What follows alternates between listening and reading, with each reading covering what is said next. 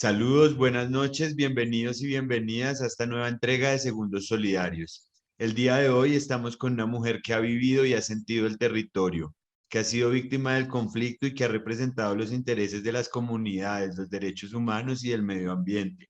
Abogada de profesión que ha hecho una trayectoria en campo, junto a las juntas de acción comunal, junto a los líderes y lideresas sociales y junto a las asociaciones campesinas. Cercana a la juventud y a los movimientos campesinos, pero en especial a la mujer rural. Conocida en las juntas de acciones comunales por su trabajo en el departamento del Meta, en especial en la región del Ariari y Guayabero. Hoy, aspirante a una curul de paz por la subregión de Macarena Guaviare.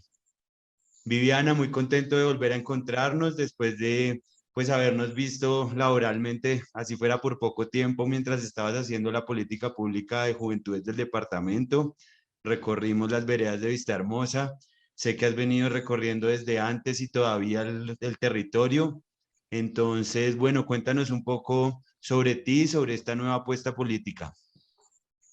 Bueno, muchas gracias por esta invitación. También me emociona mucho pues encontrármelo así sea virtual.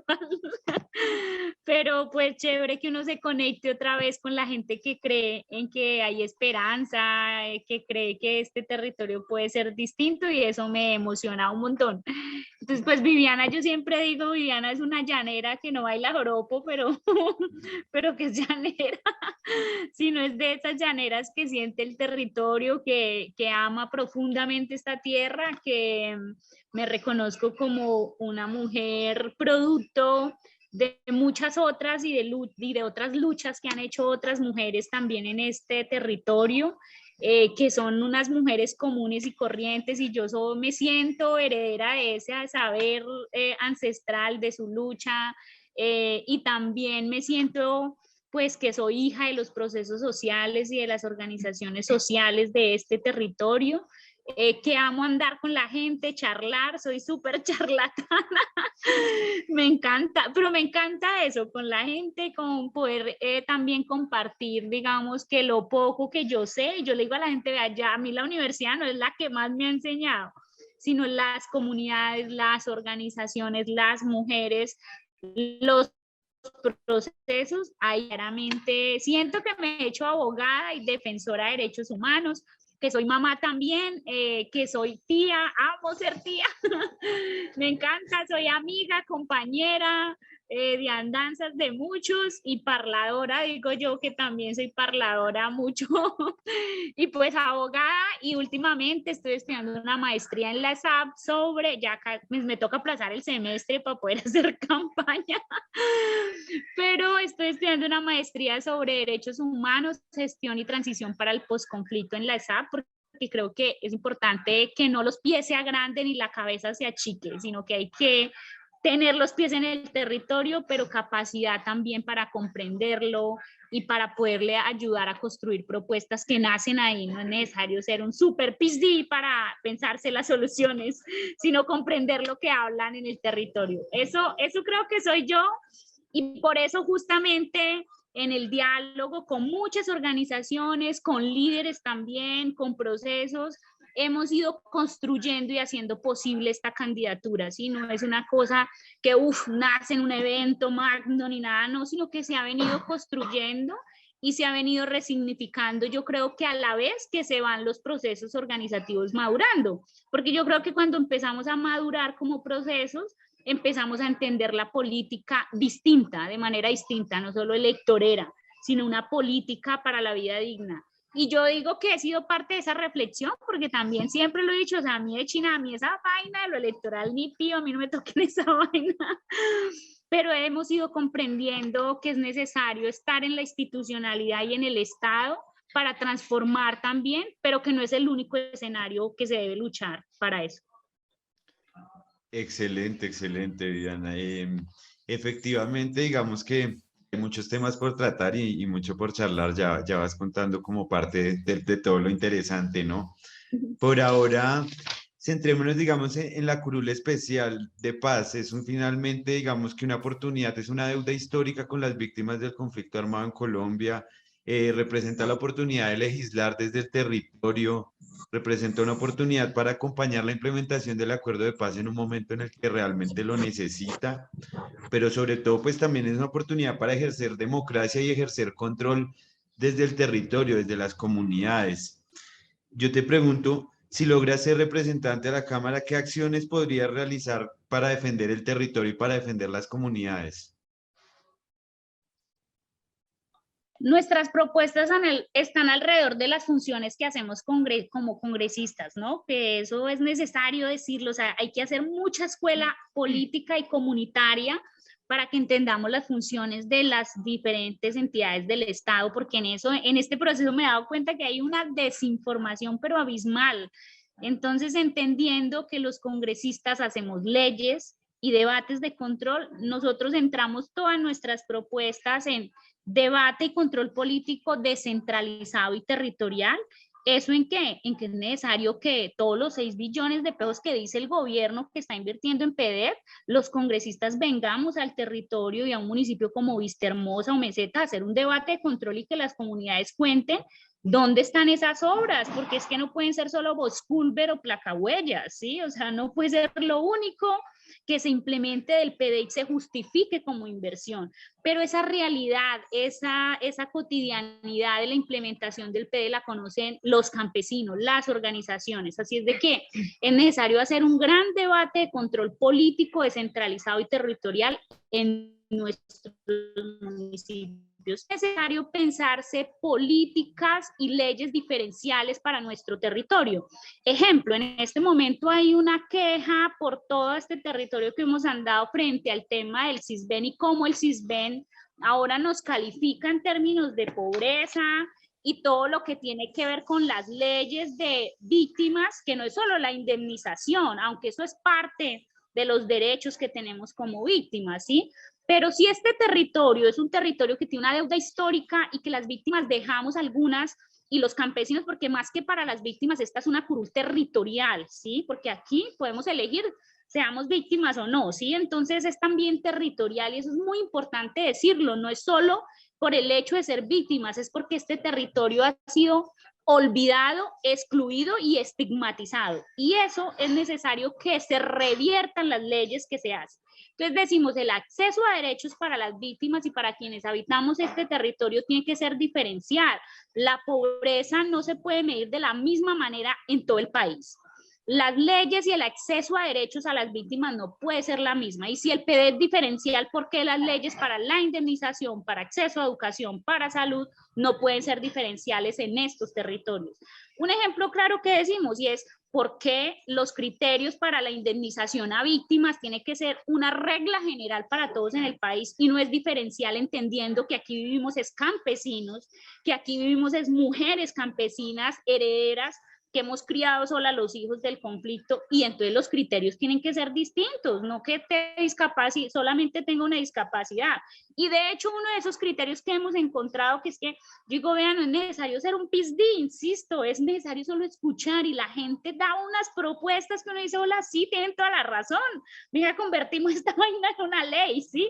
Entonces uno dice, ¿cómo hay una indemnización para alguien en discapacidad en el campo y no para su cuidadora? Es que es una cosa que uno dice, ¿por qué no nos pensamos leyes diferenciales que salden la deuda histórica? Y también una gestión descentralizada y territorial. Pero todo esto, ¿para qué? Para construir una red, una plataforma que nos permita hacer poder político desde la periferia y desde lo territorial. Si estas curules de paz, y es lo que yo he dicho, no se consolidan como una posibilidad de pensar más allá el territorio, pues será chévere estar en el libro de la paz, decir que luego fui congresista y demás, ¿sí? Pero si este proceso, estas curules no se ponen al servicio de un tejido social organizativo que pueda seguir defendiendo y dignificando el territorio, creo que no haríamos bien la tarea. Nuestras propuestas por eso están alrededor, pues, de leyes descentralizadas, políticas descentralizadas, gestión y control político descentralizado y territorial. Yo le digo a la gente, yo me sueño con que aquí en el territorio traigamos al de la unidad de víctimas, al director del PDET y hagamos desde las comunidades todo un proceso de control social para dialogar, no para acribillar, sino para dialogar y ponernos de acuerdo, porque también en términos generales decimos que el diálogo social es la clave para la transformación social, y si no, pues seguiremos dándonos bala y no puede ser eso lo que gana. Clave eso y finalmente es importantísimo entender desde el territorio y desde esas particularidades del territorio cómo es que ya existen propuestas en esto. Yo creo que también es fundamental dejar dicho que antes del acuerdo de paz las comunidades ya estaban organizadas y ya tenían propuestas, que en el marco del acuerdo se pudieron consolidar y se pasaron desde una fase veredal hasta una fase nacional, exponiendo esas propuestas y que hoy ya hay con qué matizarlas, ¿no? Con qué convertirlas en la realidad. Un poco por esa vía, pero desde el sentir como mujer, desde el sentir como víctima, desde el género, digamos, se ha tratado de construir política pública, se pone en todos los libros que hay un enfoque diferencial, pero realmente, ¿cuál es la propuesta, digamos, de la mujer campesina, de la mujer rural, de la mujer del meta, que podrías llevar tú siendo pues este cargo político? Gracias y me encanta, digamos, esa pregunta, porque cuando uno habla con las mujeres, ellas, que es lleno, digamos, de sentimiento, porque ellas piensan en los hijos, o sea, casi siempre pensamos las mujeres rurales en los hijos, y en ese futuro, y en que mi hijo está estudiando tercero, quinto, y ahí hay dos cosas principales que ellas mismas han dicho, y es por qué nuestros hijos no pueden tener los mismos derechos de todo el mundo. ¿Por qué nuestros hijos solamente están destinados a pensarse si a mucho terminar noveno, sexto, quinto o si a mucho 11, ¿cierto? ¿Por qué nuestros hijos aquí, sin que nos los desprendan, no pueden estudiar una educación superior para que su vida se mejore un poco, ¿sí?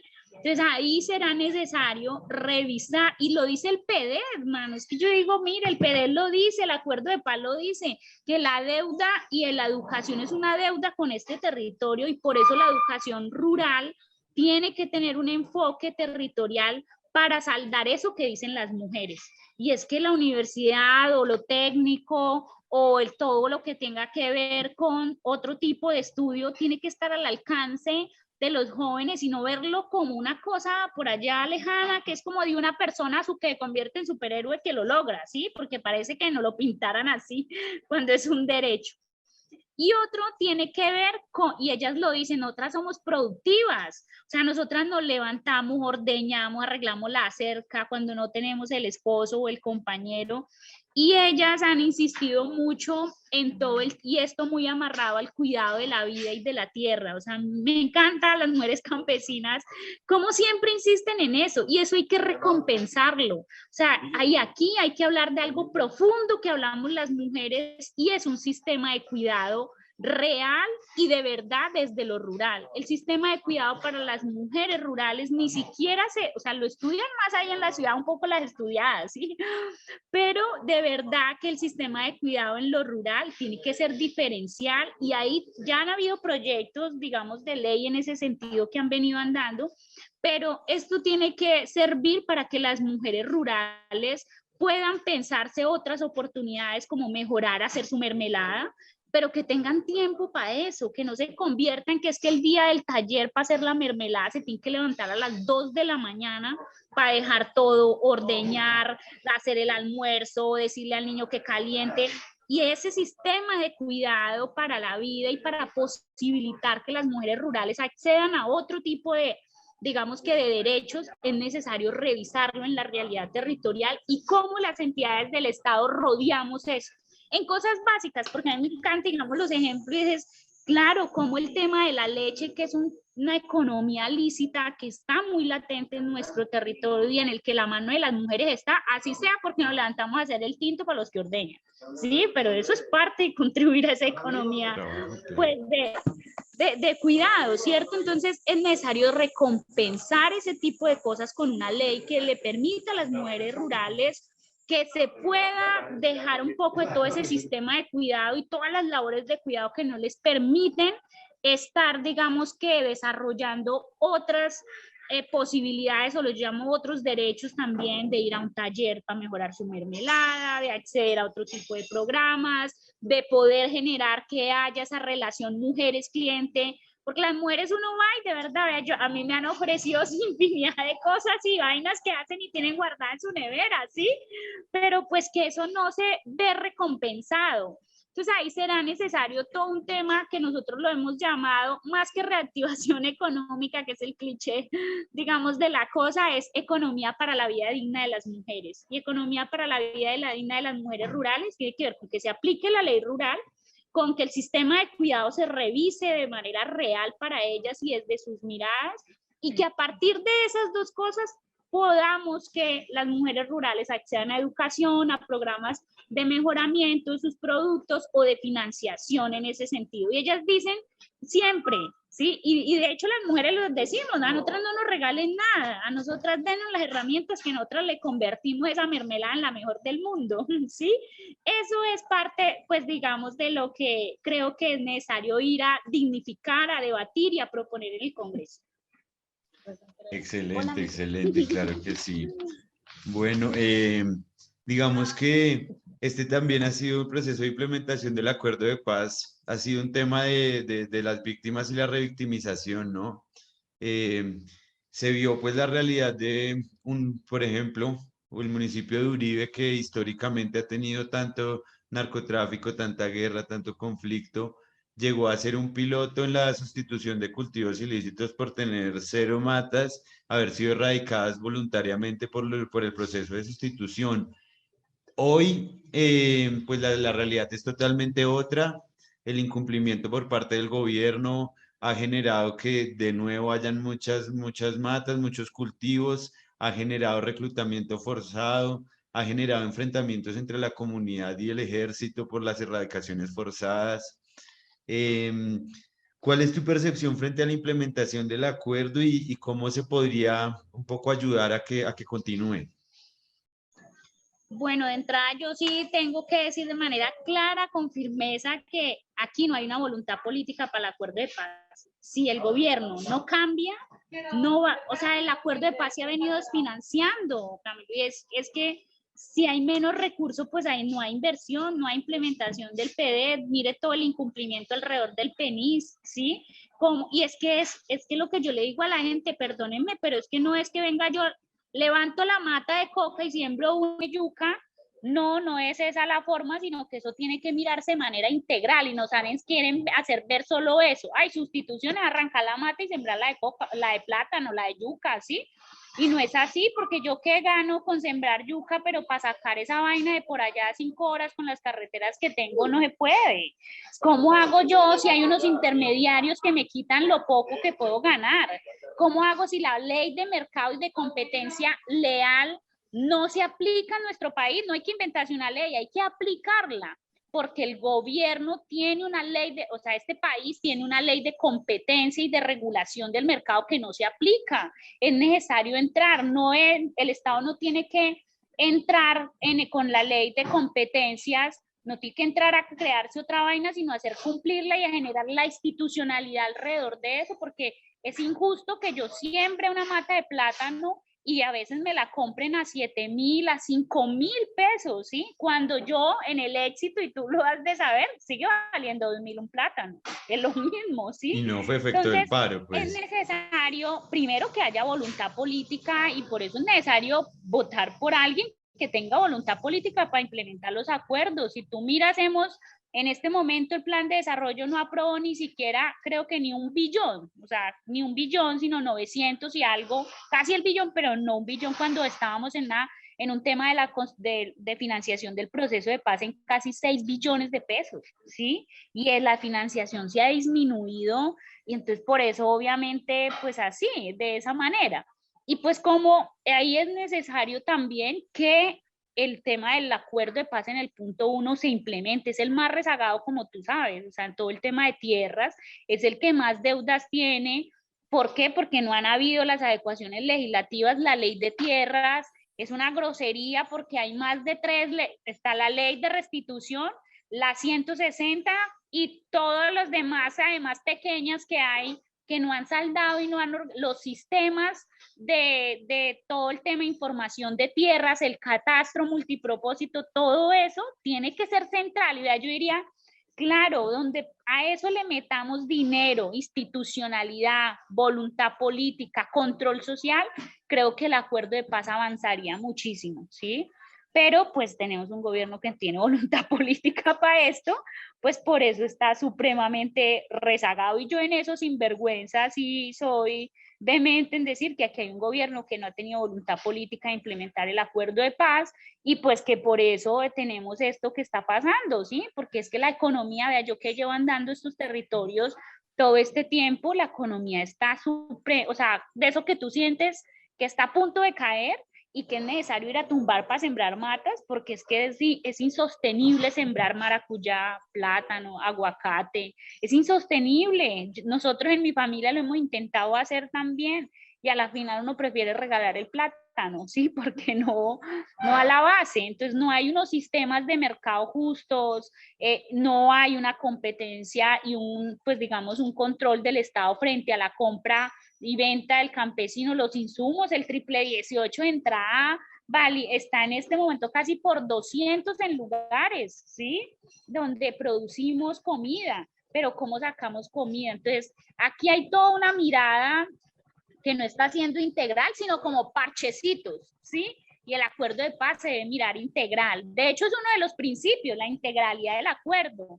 Voluntad política que se traduce en recursos y pues todas unas condiciones legislativas que es necesario hacer para el acuerdo de paz, y si no, pues seguiremos en las mismas, y ahí es necesario avanzar enormemente en ese tema para poder saldar esta deuda histórica de la tierra que todavía pues está en este territorio, y la economía está que vuelve a lo ilícito, ¿sí? Porque o sea, yo digo, los campesinos, y de hecho también eso es parte de los estudios que se han hecho, y es que los campesinos, esa es una forma de economía campesina, ¿sí? No somos narcotraficantes ni nada de esa vaina, es una forma de economía campesina, porque si tú tienes 7 hijos y hay que darles de comer y no has podido y has perdido con el plátano, pues siembra unas matas de coca, hermano, porque es que joder, saca fácil, ¿sí?